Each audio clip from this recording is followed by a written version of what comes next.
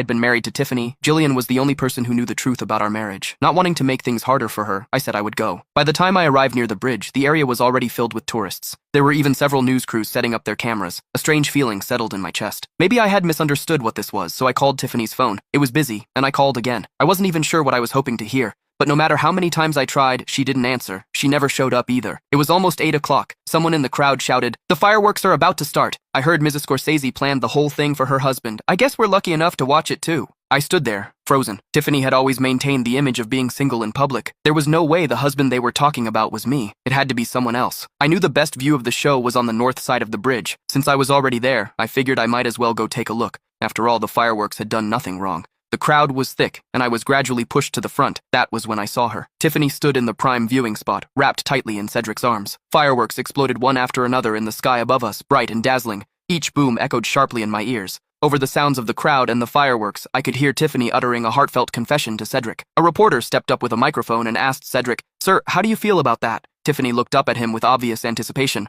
Cedric accepted the microphone with a small, shy smile and opened his mouth to speak, but then our eyes met and Tiffany froze. She murmured instinctively, "Matthew." For a moment, Wilhelm Bridge fell into complete silence, and even the fireworks seemed to fade. Everyone turned toward her voice and followed her gaze to where I was standing. Cedric looked at me, then turned to her and asked, "Who's that?" Tiffany licked her lips awkwardly, clearly unsure of how to respond. I smiled and stepped forward, unfazed by the attention. "My name is Matthew Marsden. I'm Mrs. Scorsese's." She immediately tried to stop me, but I finished the sentence anyway. "Cousin." As soon as the words left my mouth, I finally let go of the tension in my chest. Aunt Elena asked me to come check out her future son-in-law. Sorry if I startled anyone. Tiffany's expression relaxed at once, and she gave me a subtle nod of approval. She had never wanted me to reveal our relationship in public, and her mother, Elena Fletcher, felt the same. Every time I went out with her, she insisted I call her Aunt Elena. This woman, whom I had called Aunt Elena for 5 years, was the perfect excuse, carefully prepared from the beginning. The fireworks show carried on. No one was paying attention to me anymore. Then the weather turned. Out of nowhere, rain came pouring down. Tiffany quickly pushed through the crowd. "Cedric's not well. He can't be in the rain. Please, make way." She carefully shielded him as she helped him into the car, and once again, I was left standing alone. The rain was ice cold, but I didn't feel a thing. Maybe 5 years of marriage had already numbed me. I got home and took a hot shower. By the time I came out, Tiffany was in the living room. She hesitated, then actually thanked me. "Thank you for stepping in out there. I mean, we're still secretly married. If things had come out, it wouldn't have looked good for Cedric. One day, I'll find a way to make our relationship public." I didn't remind her that there would be no more chances to go public. This marriage was already ending, and it might as well be erased from existence. It was better for both of us. Then, as if remembering, she asked, "But why were you even there?" I smiled and looked at her for a long time without saying a word. Only when her gaze started to shift did I finally speak. "Jillian asked me to go." Only then did she remember that the fireworks show had originally been something she promised me,